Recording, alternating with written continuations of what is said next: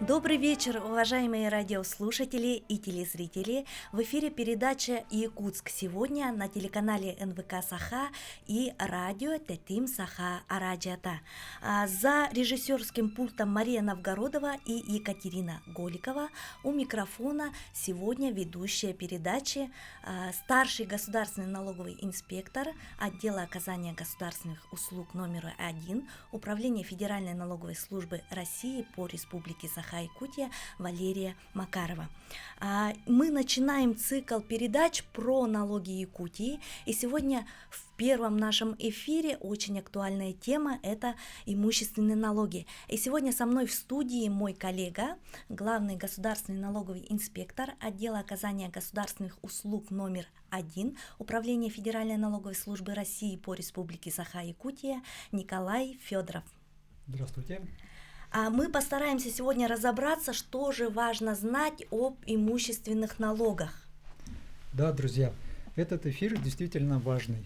Ведь многие жители республики часто задаются вопросом, да, как уплачивать налоги, какие ставки применяются, да, и какие налоговые льготы можно применить. И давайте разберемся вместе. Да, и давайте начнем с самого главного, кто же является налогоплательщиком имущественных налогов, то есть кто должен уплачивать имущественные налоги. Налогоплательщиками имущественных налогов признаются граждане, обладающие правом собственности на имущество, признаваемые объектом налогообложения. И вот какие объекты налогообложения, да? Во-первых, это жилой дом, квартира, комната, гараж либо машиноместо, объекты незавершенного строительства, иные здания, строения, сооружения, помещения. Также транспортный налог уплачивают собственники автомобилей, и земельный налог оплачивается землевладельцами. Налог на имущество у нас является местным налогом и устанавливается нормативными правовыми актами муниципальных образований и обязателен к уплате собственниками объектов налогообложения. Да, Николай, у нас к нам часто поступают вопросы, да, от налогоплательщиков. Уже где-то года 2-3 идет такая информация, что налог начисляется и на теплицы, и на хозпостройки, и на сараи. На самом деле у нас объектами налогообложения признаются официально установленные объекты, да, например, гаражи, жилые дома. Объекты, которые стоят на кадастровом учете. Да, на кадастровом учете официально установленные. Если просто это хозпостройка, да, которая, еще раз говорю, да, теплица, то на нее у нас не оплачиваются налоги, потому что оно не состоит на учете. Только официально объекты, которые официально стоят на учете. Да, и тем не менее, если, например, в каких-то случаях вы поставили на кадастровый учет теплицу, но при этом она меньше 50 квадратов, то налог начисляться не будет. Только если у вас больше 50 квадратов теплица, которая поставлена на кадастровый учет. Да. И теперь давайте поговорим о сроках уплаты. Здесь все достаточно просто. За объекты, которыми мы владели в 2024 году, мы по ним уплачиваем налог до 1 декабря 2025 года. А за 2025 год мы будем уплачивать до 1 декабря 2026 года. Да? И тут удобнее всего уплачивать свои налоги, конечно, безусловно, даже можно сказать, это через личный кабинет налогоплательщика физического лица. Или его мобильной версии, также есть налоги ФЛ, его можно скачать. И вход в личный кабинет возможен двумя способами. Первый способ – это получить логин и пароль в любом налоговом органе. Если вы находитесь в городе Якутске, то у нас операционно-клиентский зал находится на 202 микрорайоне, корпус 23, да. Без предварительной записи вы можете подойти и получить логин и пароль к своему личному кабинету налогоплательщика.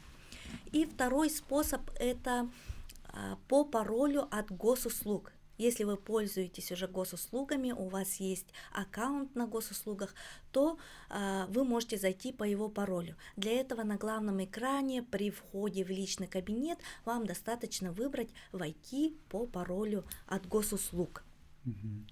И этот пароль, портал госуслуг у вас должны быть обязательно подтверждены. Подтвердить учетную запись госуслуги можно онлайн на сайтах либо мобильных приложениях банков, например, Сбербанк, ВТБ, Тинькофф, Почта Банк, да? И также напомним, да, что единый налоговый счет можно пополнить заблаговременно до наступления срока уплаты до 1 декабря. И при этом эта сумма будет отображаться как переплата, и она попадет в раздел «Отложенные платежи» и спишется только 1 декабря, то есть после наступления срока уплаты.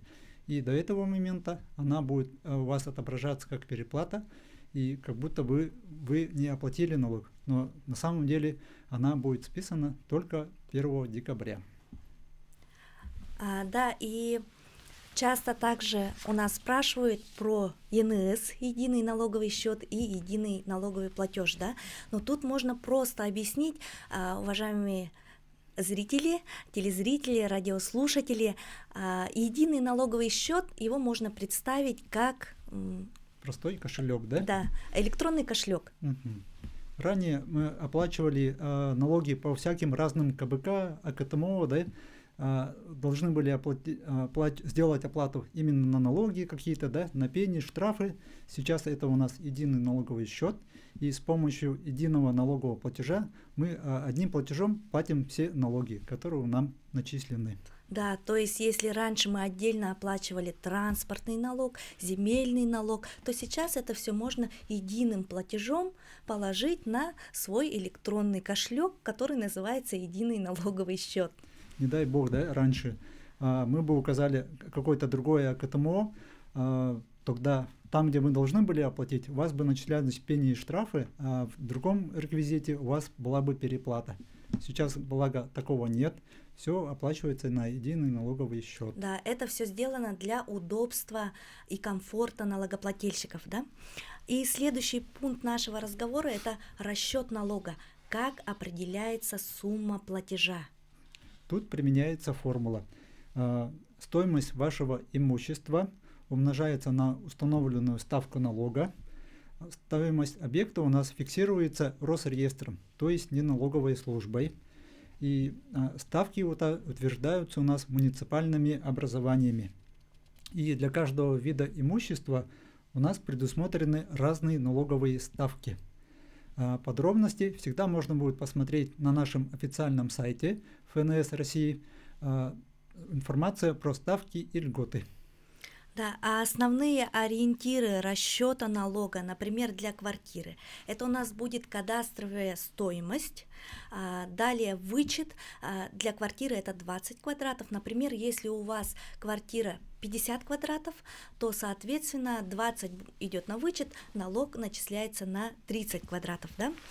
Также ориентиром будет служить коэффициент доли владения, то есть один собственник или 2 или 3 собственника, и также учитывается срок владения. А для дома также ориентир будет это кадастровая стоимость, а вычет тут уже 50 квадратов, то есть, например, у меня частный дом 55 квадратов, я буду уплачивать налог за 5 квадратов. И также учитываются коэффициенты доли владения и срок владения. Для транспорта налоговая база умножается на налоговую ставку и на количество месяцев владения. Также на сайте ФНС налог.gov.ru есть специальный сервис, он так и называется «Расчет транспортного налога». То есть любой налогоплательщик, вы можете зайти на этот сервис, указать, так скажем, ориентиры, да, эти своего автомобиля и предварительно посмотреть налог к уплате. И, кстати, о сроке владения объектов налогообложения. Николай, вот что если объект был в собственности не с начала года? Ну, например, возьмем транспорт, да, и собственность оформлена с февраля 2024 года.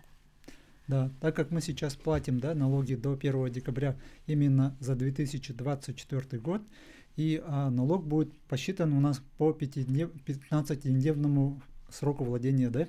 Если вы поставили на учет в конце февраля, то февраль у нас не будет признаваться в расчеты, да? Вы будете оплачивать налоги именно вот с марта по декабрь, то есть, соответственно, 10 месяцев. Если вы поставите на учет в начале февраля, то февраль будет входить, и вы будете оплачивать налоги за 11 месяцев владения. Угу. Ну и мы переходим к приятному пункту, это льготы. Всего у нас есть 21 категория на данный момент, да, 21 категория, которые могут применять льготы. При этом все льготы являются проактивными, то есть имеют беззаявительный характер. И одна из категорий это у нас многодетные семьи. У них получается уменьшение налоговой базы на величину кадастровой стоимости.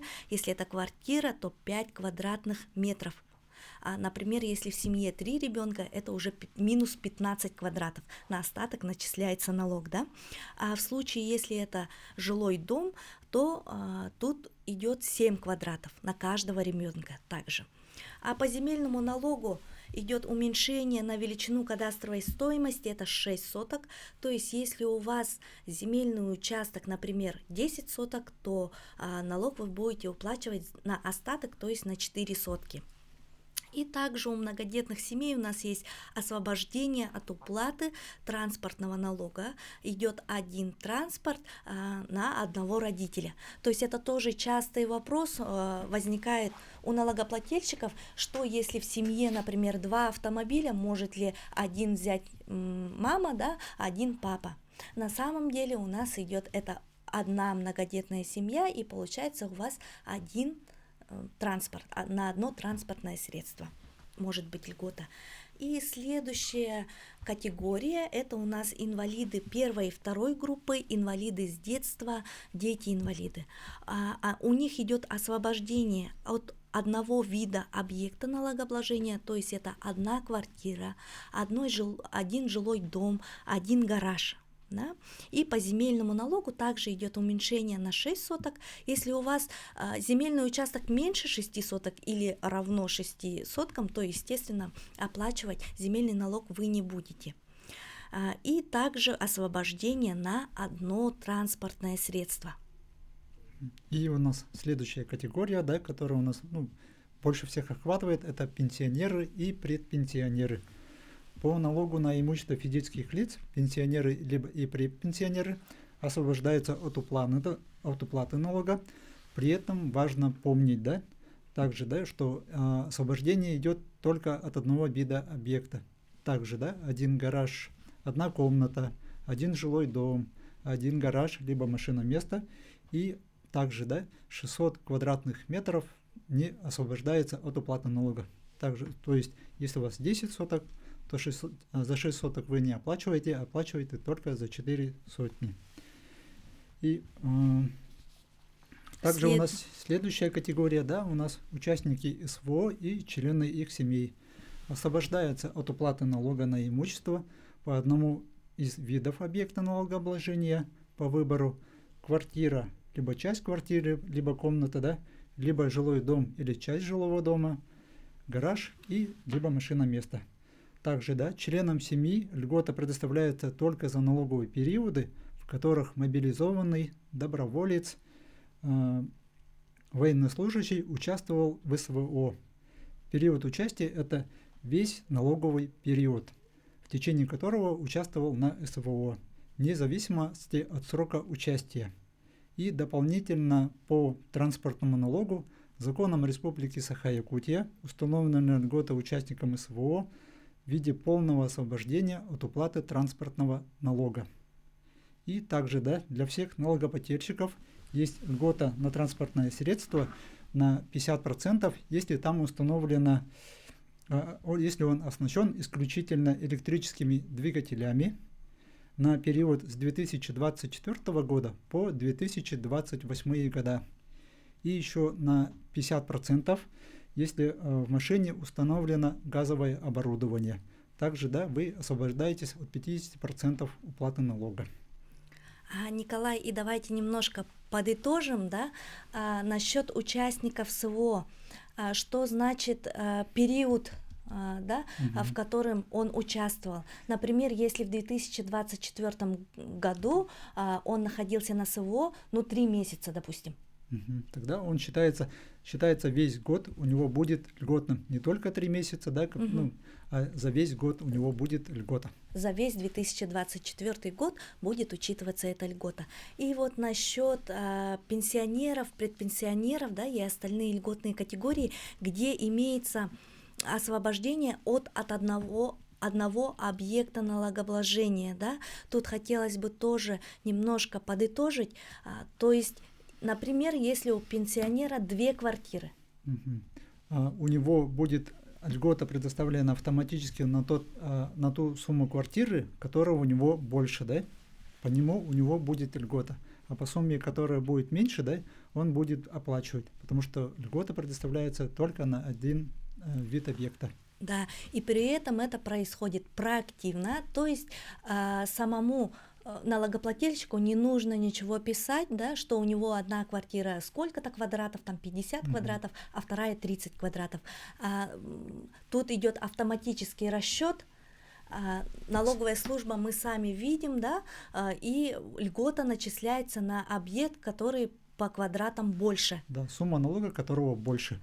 От него и будет освобождение. Да, также и по земельному налогу. Если у вас 2 земельных участка, один там у вас, 20 соток, а один 6 соток, то, соответственно, возьмется земельный участок, у которого 20 соток, уменьшится на 6, и на остальное будет начислен налог. Да, и вот еще как мы охватили не так много, да, льготных категорий, и как же узнать по остальным? То есть мы сказали, что у нас 21 категория льготная, да, как узнать по остальным ставки и льготы? Вот, на нашем сайте есть специальный раздел, она называется «Информация о ставках и льготах», и там содержится вся необходимая информация по регионам, да, включая нашу республику. Вы можете быстро проверить, какая ставка применяется в конкретном вашем населенном пункте, уточнить наличие региональных, местных, федеральных льгот. Главное выбрать наверху на нашем сайте, да, 14-й регион, Республика Саха-Якутия, и в поисковике набрать ваш населенный пункт. Например, в Якутске такие-то ставки у нас применяются, в городе Негриге там ставки, насколько я знаю, больше, в городе Алдане тоже другие. И вот сумма налога зависит от того места, где ваш объект имущества находится. То есть, еще раз скажу, все суммы налога, они у нас разные, потому что ставки у нас рассчитываются муниципальными образованиями, то есть администрациями. Да, то есть каждое муниципальное образование устанавливает свои ставки, свои льготы, да, соответственно, и поэтому по каждому муниципальному образованию ставки могут быть разные, и, соответственно, сумма налога к уплате будет разная, да, и также если говорить о сервисах, которые находятся на сайте ФНС России у нас, это налог.gov.ru, то их достаточно много, да, более 70 сервисов. И вот самые популярные, и вот то, что мы сейчас вам уже несколько раз повторили, да, это личные кабинеты налогоплательщиков, есть личный кабинет для юридических лиц, есть личный кабинет для индивидуальных предпринимателей, есть личный кабинет для физических лиц. Да, и сервисы рассчитаны, то есть не только на физических лиц, но и для всех категорий, для всех граждан. Например, для индивидуальных предпринимателей очень популярный сервис — это представление налоговой и бухгалтерской отчетности. Регистрация, да, как зарегистрировать индивидуальное предприятие, как закрыть индивидуальное предприятие. Да, помимо сервисов у нас также и промо-страницы имеются, да. Ну а сейчас выходим. Даже налоговое уведомление есть тоже промо-страница. Верно? Да. И таких промо-страниц, то есть 70 это только сервисы. Но, дорогие телезрители, радиослушатели, мы сейчас прервемся на рекламу и потом снова встретимся. Ну что, дорогие друзья, мы продолжаем. У нас сегодня очень актуальная тема – это имущественные налоги.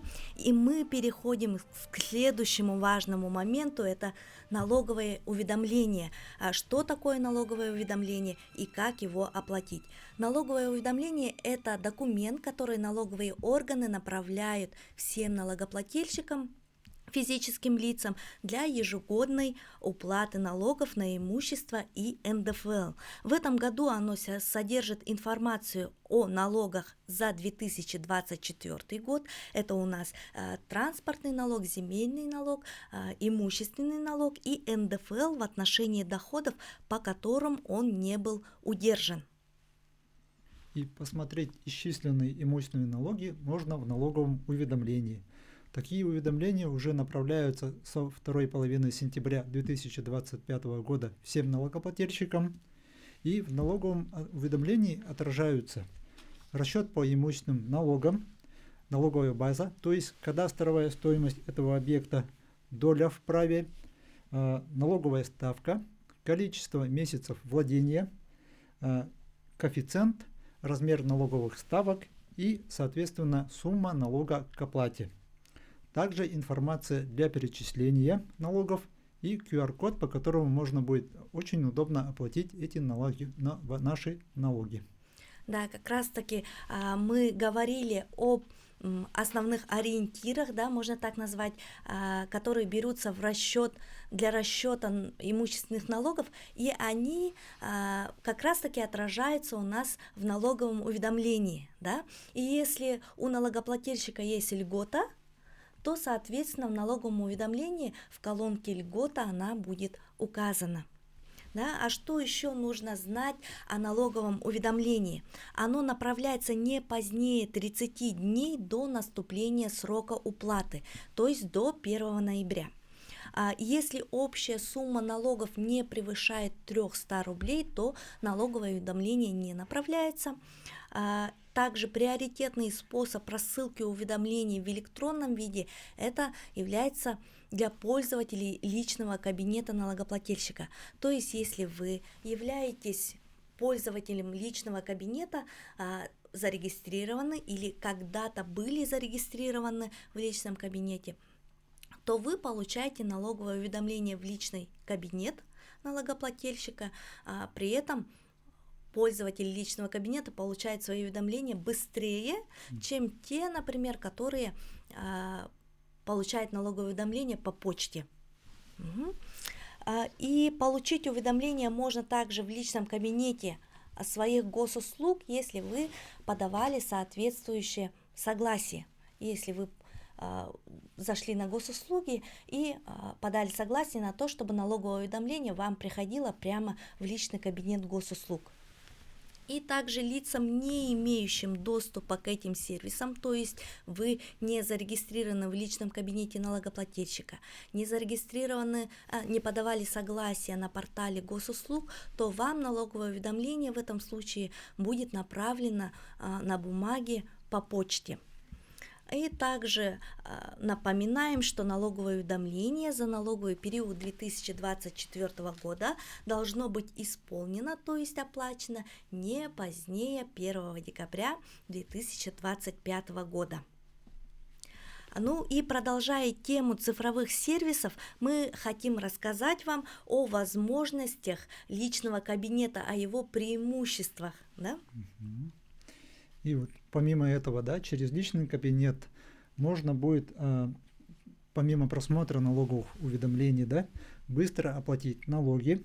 Вы сможете подавать налоговые декларации, отслеживать статус платежей, да, проверять наличие задолженности, наличие переплаты, подавать обращения и смотреть свои доходы по годам, так как у нас есть сведения по нашим доходам, это так называемые раньше справки формы 2 НДФЛ, они есть в нашем личном кабинете налогоплательщика, не надо к вам приходить ну, то есть в вашу бухгалтерию обращаться, да, по поводу справки 2 НДФЛ. Можно будет спокойно зайти в личный кабинет налогоплательщика в графе «Доходы» и посмотреть, скачать все свои доходы по годам.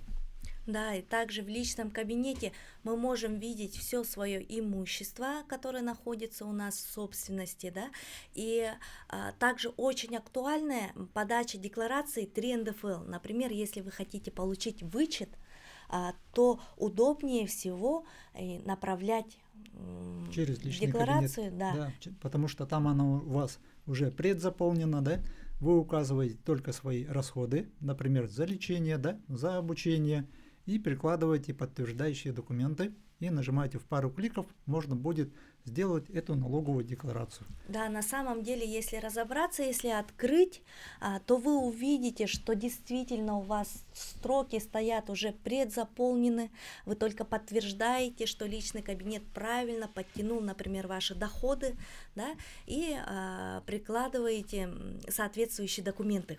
Например, да, в бумажном носителе, если вот смотреть, да, то в документе 16 листов документа, да, а в личном кабинете вы заполните только от силы 3-4 страницы и короткие, да, и оно вот, ну, как бы все уже предзаполнено за вас.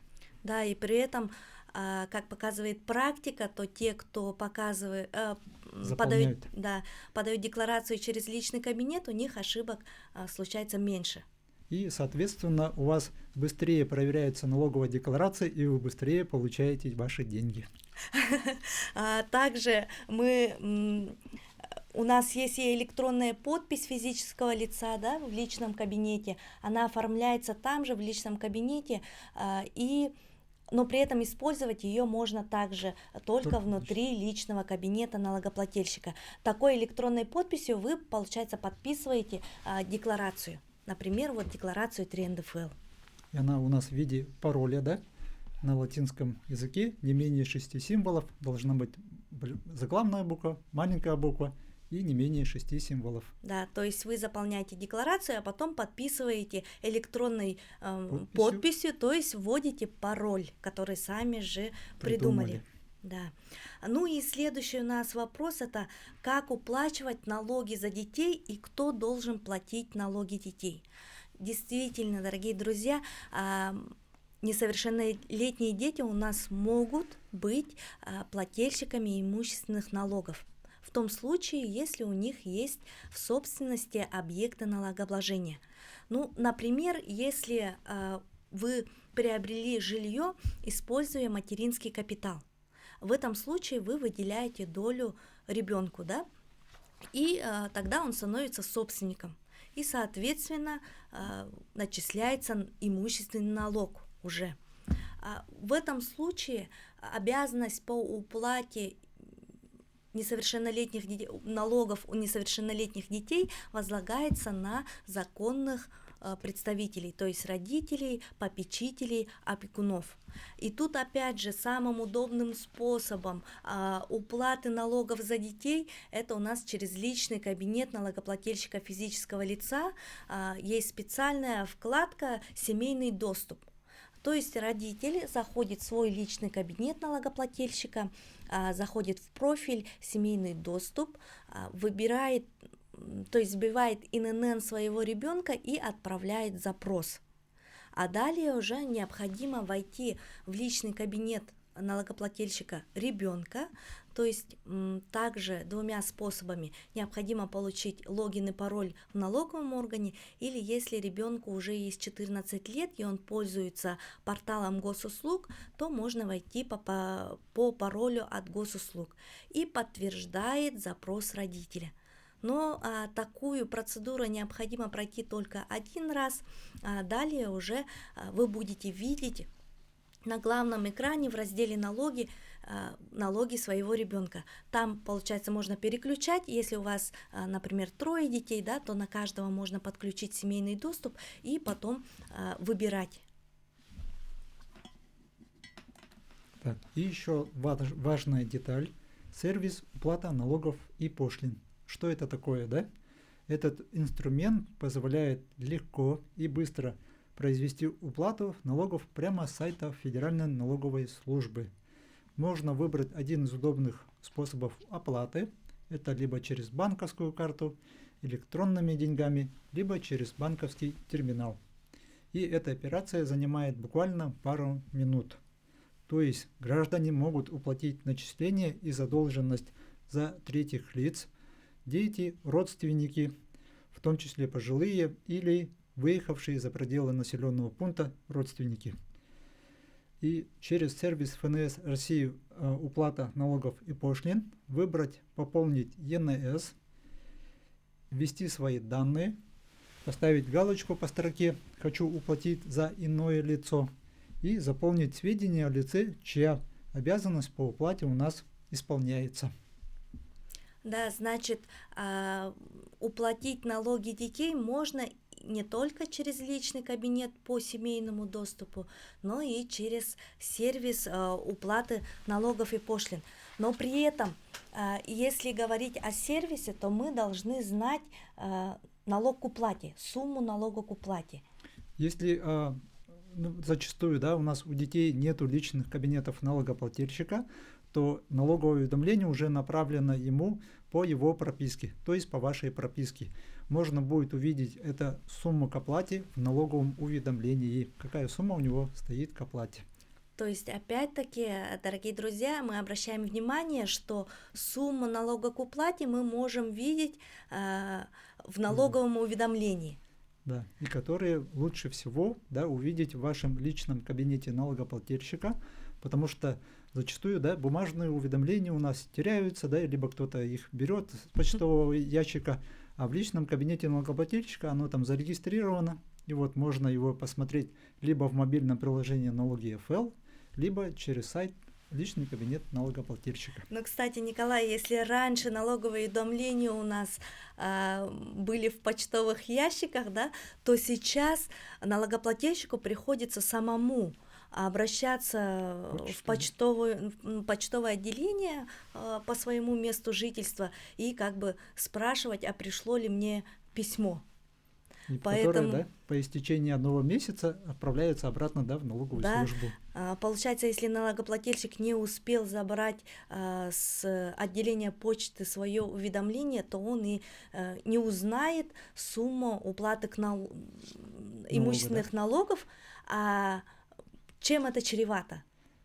То есть, если до 1 декабря не уплатить имущественный налог, да, то каждый день со 2 декабря будет начисляться пеня, 1/300 от ставки рефинансирования.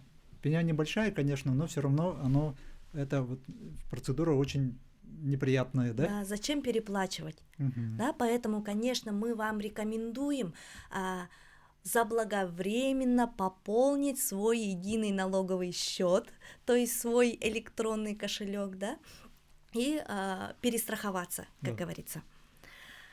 И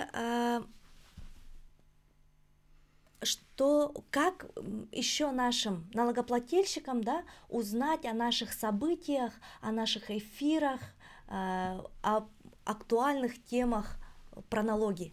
Мы также, да, выходим на социальные сети, потому что, обычные газеты, телевидение обычно никто не смотрит, и мы сделали группы в социальных сетях ВКонтакте, Одноклассники, в Телеграм-канале. ВКонтакте и Одноклассники у нас есть группа Управления ФНС России по Республике Саха-Якутия. Подключайтесь туда и узнавайте все наши новости. И в Телеграм-канале. То есть категории граждан бывают разные, да? Кому-то интересно смотреть ТВ, кому-то интересно листать соцсети. Да? И также у нас есть телеграм-канал, он называется так же, как наш цикл передач про налоги Якутии. Там мы публикуем и новости, и презентации, и информацию о наших вебинарах и семинарах. Также мы проводим консультации сейчас в МФЦ об имущественных налогах. И если у вас есть какие-то вопросы по имущественным налогам вы всегда можете подойти и на консультацию в МФЦ, да, в дни, когда мы проводим консультации, или подойти в налоговый орган, как я уже говорила, операционно-клиентский зал у нас находится на 202 микрорайоне, корпус 23, или же, если вы не можете подойти, обратиться лично, вы всегда можете написать обращение через личный кабинет налогоплательщика физического лица. Также вот напомним, да, у наши телефоны единого контакт-центра 8 800 и 7 двоек. Либо телефон напрямую управления нашей Федеральной налоговой службы 31 93 62 и добавочные номера нужно будет указать. 8 800 7 двоек и 31 93 62. Да, Николай. И завершая, да, наш эфир, какие частые вопросы тебе поступали по имущественным налогам? Ну вот один из частых вопросов это вот, например, да, мы же платим сейчас налоги за 2024 год, и вот у плательщика, например, машина была в январе-феврале прошлого года. И зачастую, да, получается, уже 1,5 года, более 1,5 лет прошло с момента владения. И он должен оплачивать теперь за эту машину.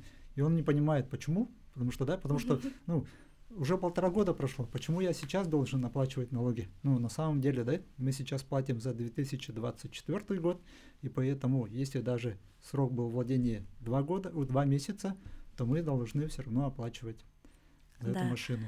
Ну а если отойти от темы имущественных налогов, конечно, у нас часто спрашивают про имущественные вычеты, да, социальные вычеты. И также мы знаем, что сейчас некоторых налогоплательщиков беспокоит переводы. Угу. Вот летом, да, но мне кажется, почти ежегодно проходит такое фейковое сообщение. Если вы переводите кому-нибудь деньги, да, например, любую сумму, за это будут браться налоги 13%, ты должен будет подать налоговую декларацию и заплатить с него, например, 13%. Но это вот фейковое сообщение, мы такого не делаем, хотелось бы. То есть уплачивают, это не является доходом. Да, это не является переводы между физическими лицами не является доходом. Да? Это вот такие вопросы, которые, да, действительно ежегодно почему-то беспокоят. Да? Ну что, дорогие друзья, вот и подошел к концу наш первый эфир рубрики про налоги Якутии. Спасибо, что были с нами, и обязательно подключайтесь к нашим следующим эфирам. Мы будем очень рады видеть вас, и вы, конечно, можете звонить в студию и спрашивать свои вопросы. Да, Николай? Да. До встречи в эфире, дорогие друзья. Спасибо, что были с нами. Спасибо большое, уважаемые телезрители, радиослушатели.